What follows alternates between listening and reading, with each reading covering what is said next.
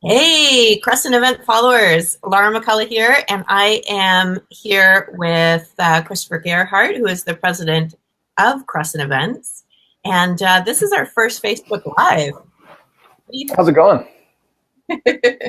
So I'm just trying to, I'm just going to be connecting to our live right now on my cell phone, which is why I'm kind of looking down here. And we've got Anthony Rich here. Hey, Anthony, great to see you. So, and Johnny and Jessica, amazing. Great to see all you guys, which is why I have my cell phone up so I can see who's actually joining on the call today.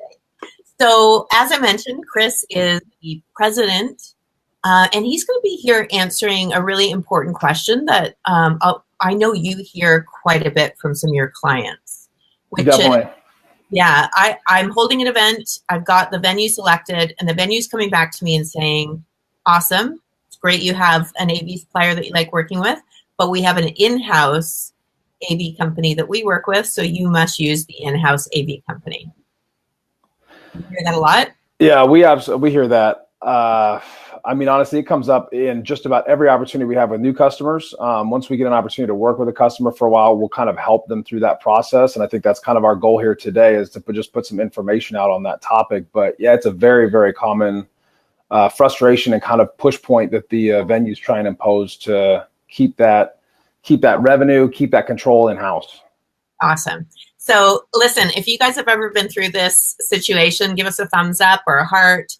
Let us know if you've actually been through this. And what we'll do is we'll kind of find the right time to answer questions. So if you've got a question that you want to ask, please feel free to write it in the comment section, and I'll be keeping an eye open on what your questions are, and I'll interject as needed to ask those questions to Chris. And we have a really super giveaway at the end of this call that I will mention. So if you stick around, or if you're watching when we're not live, keep your eye open for that, because that giveaway is going to be of great value as well. Okay, so Chris, here's what I want to start off by asking you.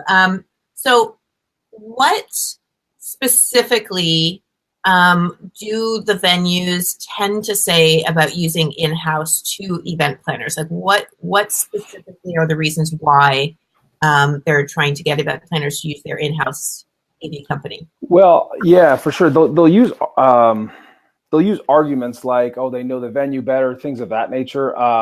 That in all reality is not a significant pain point that a lot of our customers face. I mean, the reality is, like, and this can be said for any outside production company. We do 150 plus events a year at all different venues, and some of which we've been to before, some of which we haven't. I mean, a site visit can teach you just about everything you need to know about a venue you're going into, but that's probably one of the more common pieces that they'll try and push for why, they're in-house, they know the venue, they're better equipped to handle what might pop up. The reality is that's all just kind of fear mongering on the part of the venue to try and get a customer, prospective meeting planner or an event coming in to use their in-house provider. So, okay.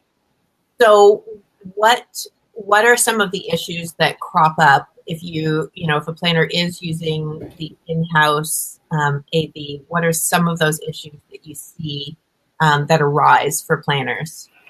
I think probably, well, so there are a handful.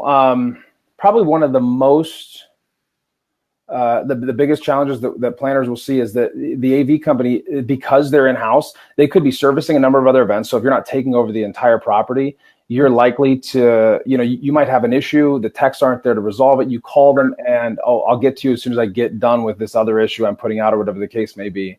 Right. Even if they don't have other events in-house, they do have an office there, and their office is generally going to be tucked away in some back hallway or whatever. So when the sessions are running live, they're going to disappear back to their office. I can't say, I mean, we hear all the time. I've got countless customers that we hear from all the time. If they've ever used in-house, or if they're forced, because of their contract, they get into a situation where they just can't get around it for a particular event, that, the in-house AV company was nowhere to be found when we had a problem, and we had to go hunting them down. And in those moments, seconds feel like hours. So it's kind of a disaster situation if you get into a jam and you need somebody now. And even if it takes you 2 minutes to track them down, it's 2 minutes too long. Right. So yeah, that's probably one of the biggest complaints that we hear from people who do get forced to use in-house. They get kind of stuck and they don't get the level of service that they need. The other thing is that if it's an event that builds and grows year after year, if you have an audience, a following, and you're trying to attract that audience year after year, you don't want to have to reinvent the wheel with the audiovisual company that you're partnering with. And in-house companies, you're going to deal with the in-house crew at every venue you go to. So it's going to be a separate team every single time. Whereas working with an outside company, you get the advantage of a team that that will travel with you, often a consistent crew that you'll be able to work with time and again. There's a lot of added value in that. Right. Yeah. And that's what I imagine. If I put myself in the shoes of a planner, I imagine that's one of the biggest sticking points about this whole thing is, if I've developed a relationship with somebody that I know and trust, and if I'm working on an event where I've got one chance to get it right, that sense of security is really, really important. Well, and the relationship between an audiovisual provider, a production company, and a meeting planner, to me, that is probably one of the more important ones at an event, right? You can have, think about all the things that happen that you have the opportunity to fix in an event. If things aren't going in the right direction, the seating in the room is off. Well, we can fix it before the doors open and the event kicks off. Once the event starts and you're actually live, there's no second take. If something goes wrong, you're kind of, you're SOL, so to speak. And it can reflect badly upon the event planner. It can reflect badly on the organization hosting the event. So that trust factor is huge. And I don't know how you'd build a trust factor in a couple month planning process where you've never worked with that provider before. And it's one thing to do it in the first year and then see it build and build and build in future years, but to constantly reinvent that trust factor with new companies in the future, to me, just feels a little crazy. So are there any cost implications? So a lot of times, when you're working with a venue, they've got an in-house AV company, you would think that the cost savings of that would be passed on to the planner. Is that? Well, yeah, no, it's actually quite the opposite. So it's, a good number of planners would be aware of this. Some may not be, but most in-house AV companies are actually independent companies that are contracted with the hotel. They have an office there. They operate as an extension of the hotel's department, but they're really a third-party company. And to have that contract with the venue, they have significant commissions. I've seen commission structures upwards of 60% on everything, equipment, labor, everything. So they got to pay 60%. In those cases, 60 cents on every dollar that an event planner spends at that venue goes back to the hotel, not even to the company producing the event. So as a result, their rates are marked up more. They're not able to offer, certain discounts or incentives or programs or bonuses to make things more effective. And the flip side of that is, think about the logic and the math. If you have, an AV tech that's getting paid, for the sake of easy math, let's just say for the sake of easy math, $50 an hour is what you're paying as a client. If 50% of that is going back to the AV company, 50% is going to the hotel, 50% is going to the AV company, that's $25 to the AV company. Well, they need to make some margin on that too. So, you're getting $10, $15 an hour labor, which is not going to give you the results you want in some key roles at your show. Your lead audio guy, your lead video guy. Those, again, when you start talking about the trust factor and reinventing the wheel every time, do you want to be reinventing the wheel with a company that's got such razor thin margins and they can't really, put together a program that's effective? It just, again, it doesn't make a whole lot of sense. But there's really, in my experience, there's not a lot of savings to be had with in-house providers. You would think there would be. Theoretically, they have, no cost to transport people, no cost to transport equipment, but it doesn't tend to be passed on that way.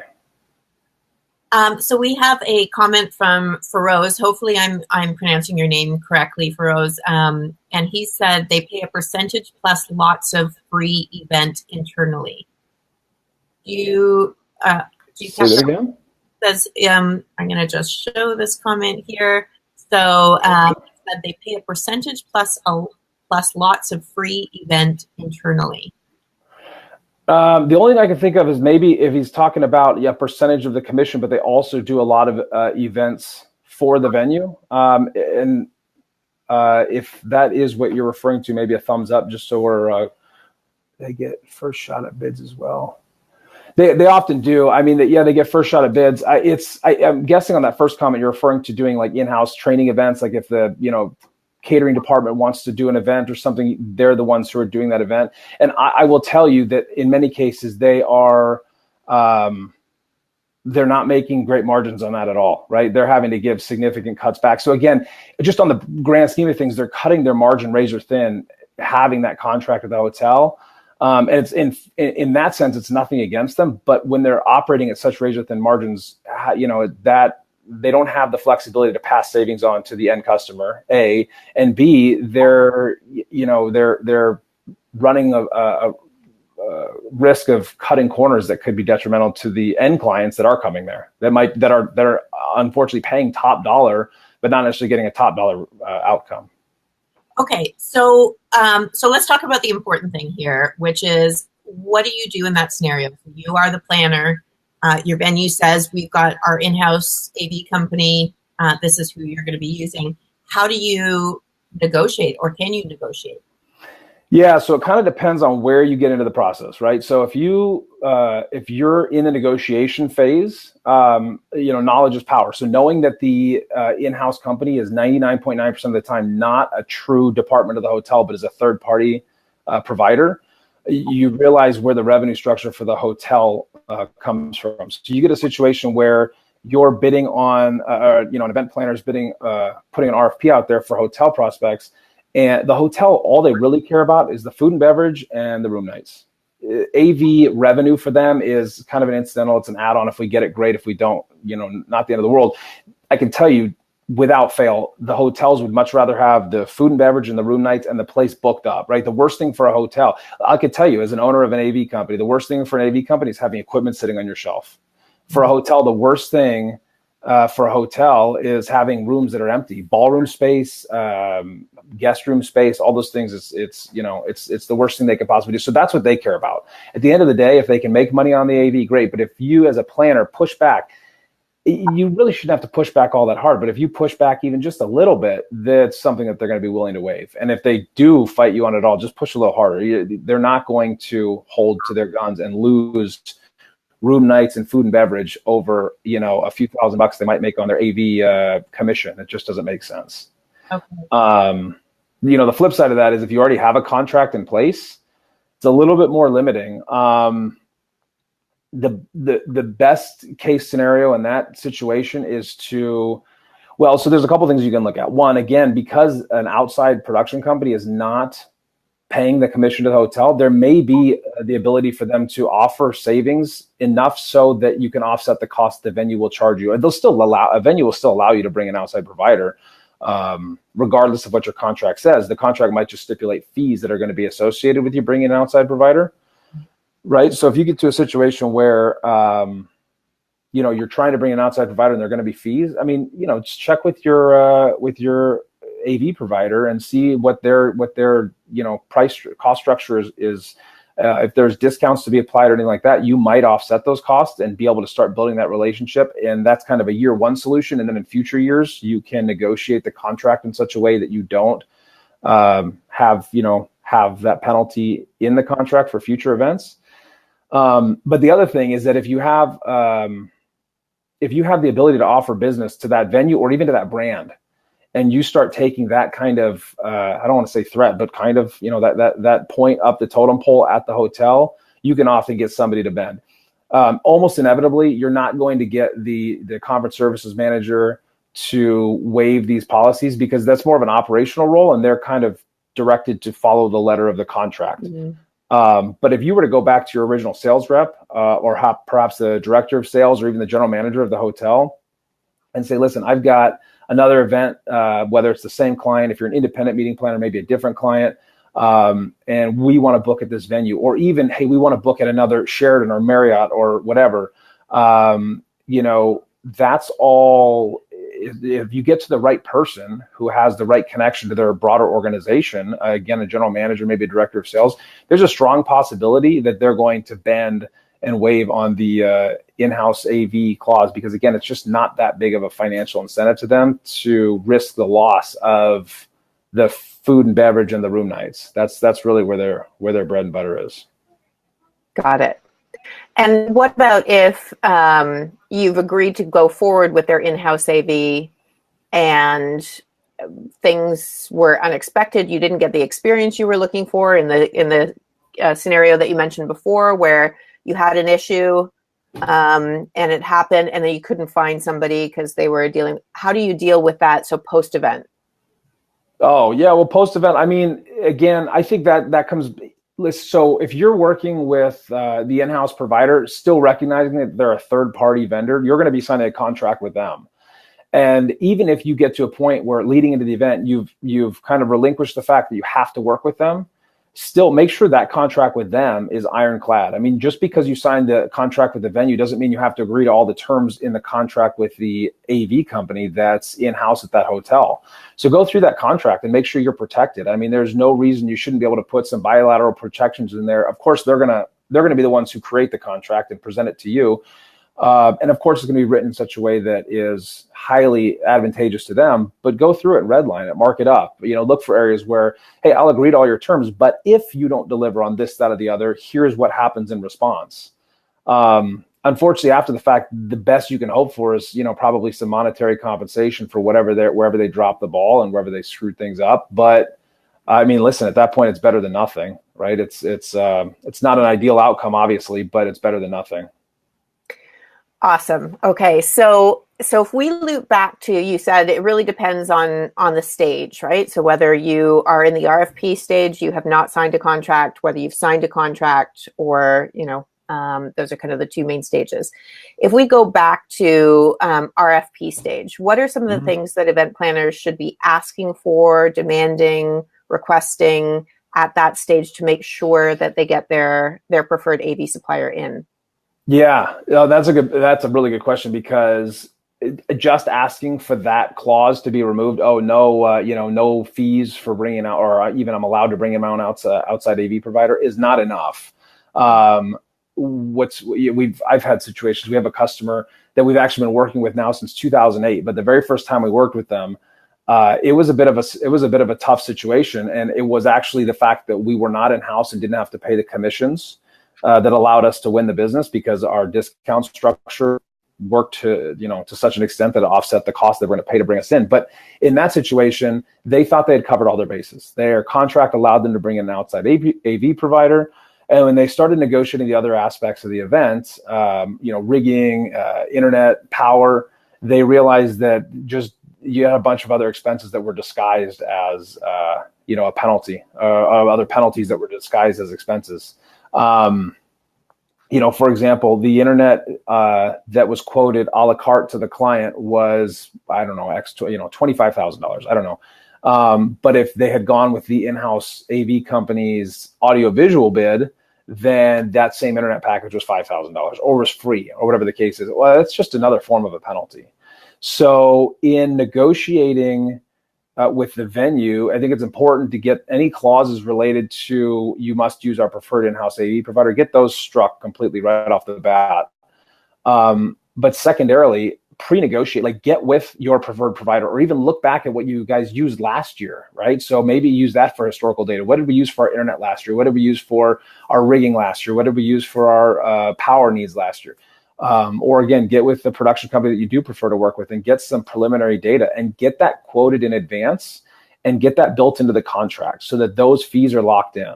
That way they can't start gouging you if you choose to use them or not, or whatever the case may be. And then the other thing is make sure that gets actually put into your hotel contract. When you put together your RFP, say, these are all the things I'm looking for. Make sure it's not enough to have them say, yeah, we agree, you're all good. Make sure that's built into the contract, even those pricing structures as addendums to the contract, things that can just prevent you from, it can be a very costly mistake. Mm-hmm. And then the last thing I would recommend is kind of a catch-all statement in the contract that says there will be no other penalties. Because you could then push back and there will be no other penalties for me bringing in my preferred outside provider. Incidentally, I always recommend leaving in the contract that you will accept a bid from the in-house company. I don't think there's anything wrong with that. It kind of makes everybody play nice in the sandbox, so there's nothing wrong with accepting the bid, but I think being strong-armed into using the provider is wrong. It just doesn't give you options as a planner. So But yeah, putting a clause in the contract that says there will be no other penalties associated with me bringing in an outside provider, because then even if you haven't covered the Wi-Fi cost, differential that they might try and charge, you can push back and say, no, well, that's a penalty. I mean, if they're quoting me one price if I use their AV and a different price if I don't, then clearly that cost increase is a penalty for not using their AV, and you've covered yourself for that catch-all phrase. So, got it. Those are awesome tips. What about if in the scenario where you have basically you're in the contract stage with their in-house AV company? What are some of the things that people need to be looking out for? That people need to be reading or negotiating at that stage to make sure that they are optimizing their experience, minimizing their spend, all that kind of stuff. With the actual AV company, you mean? Yeah. Like the contract there? Yeah. Yeah, I think it would probably be mostly related to the labor side, the service side, right? At the end of the day, the equipment, I don't want to make a blanket enough statement to say that everybody has the same equipment. We all theoretically have access to the same equipment, and theoretically with the right model, you can all buy the same equipment, right? So I'm not going to so much focus on the equipment. Obviously, if you've ever been to a venue and had bad experience with the equipment, you may build in some safeguards related to ensuring that they have up-to-date equipment, things of that nature. There's a strong possibility the equipment is not going to be what makes or breaks your experience. At the end of the day, it's an electronic. I think we all understand that, a computer or a projector, whatever, could fail. And, that I don't think is what makes or breaks the experience. I think what does is the labor piece. So if you're going to negotiate with a venue or with any AV company, in-house or not, I would not push hard on the labor piece. I'd push hard on the equipment piece. Again, equipment doesn't function differently, or you don't get worse equipment if you get a better discount on that piece of equipment. So that's one piece. And then I would build in some verbiage into the contract that talks about check-in points, service, expectations. Where will the techs be while the rooms are in session? How many techs will we have on the floor during these sessions? Ideally you would see them there, but at least, I mean, worst case scenario, as a planner, you don't want to have to walk around with a clipboard and say, yep, I saw Bill, I saw Bob, I saw John, we're covered. Yeah. But if you have an issue and you don't get it resolved, you have something in your contract that then says, no, Bill, Bob, and John were supposed to be on the floor. I couldn't find any of them. Where were they? And again, that comes back to it's an unfortunate outcome if you get to that situation, but at least if it's built into the contract, you have a leg to stand on and pushing for, comps at the tail end of the show. Those are awesome. I love that, because just as you were saying at the very beginning of this, one of the biggest challenges or issues that could arise is that experience is not having the response that you need. So building expectations into the contract at the very beginning seems to be a really, really important point.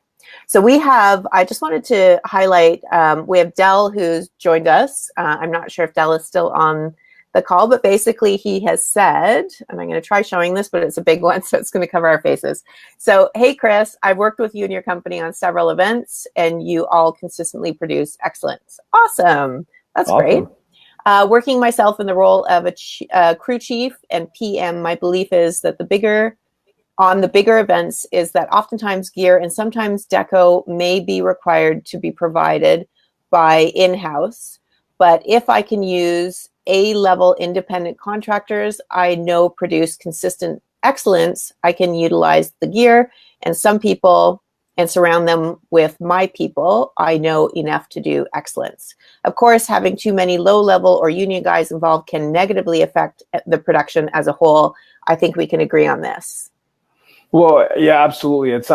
Really referring to the quality of the labor, right? And I think that goes a long ways. I think in the initial part of that comment, there was a point about how a lot of times in-house is going to throw in certain things, again, commodity type items, right? Like, it could be as simple as some lighting and spandex or whatever. It doesn't matter, right? At the end of the day, that looks great. But if it doesn't function, I think a lot of customers would rather have a more stark looking set. Of course, we'd all love, right, some massive, beautiful, this, that, and the other whiz bang production. But at the end of the day, you'd rather have something a little more stark and everything runs smoothly because you have one shot to get it right. And I think that the second part of that comment was really referring to the quality of labor, right? And he made a point about union. I've had mixed experience. I've had some amazing experiences with unions across the country. I think in general, it's just, you get hit or miss with unknown labor sources in general, right? So I'm not going to by any means badmouth any group, and I don't think that was his intention either. But no question, my experience is that a quality team goes miles further than a stage set. Or again, quality equipment's important, but again, I think most customers, most people in general understand that electronics can have malfunctions or whatever the case may be. How you respond to that is really what matters. I mean, truly, that's what matters. Yeah. You'll never find an AV company that's done more than, 10, 15, 20 events, you name a number, that hasn't experienced some electronic not working the way it's supposed to. How you respond to that, how you prepare for that, the backups you have. I mean, it's interesting.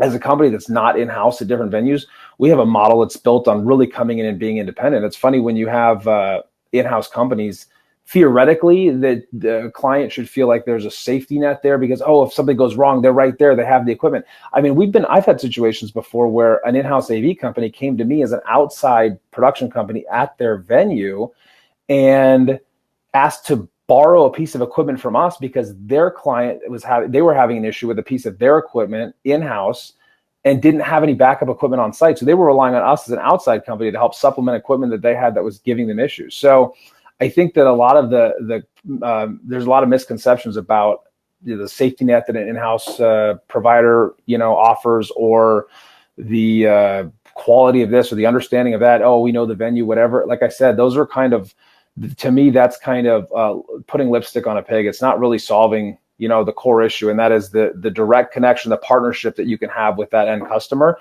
and how that can build in time. I mean, really, you see that.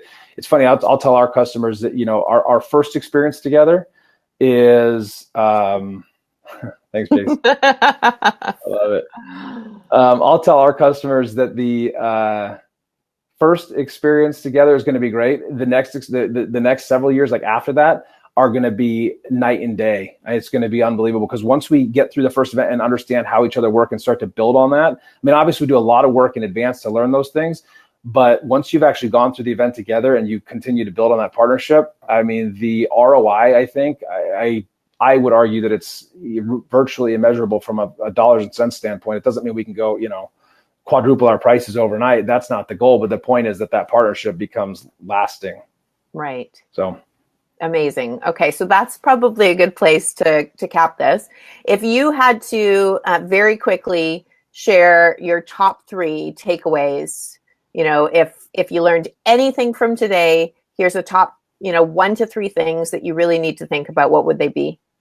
Probably, again, the knowledge is power. Remember that an in-house AV company is 99.9% of the time actually a third-party vendor. So, don't let the hotel kind of strong arm you into using them. Even if your contract doesn't cover for it, push back a little bit. You'll be surprised how far you can get.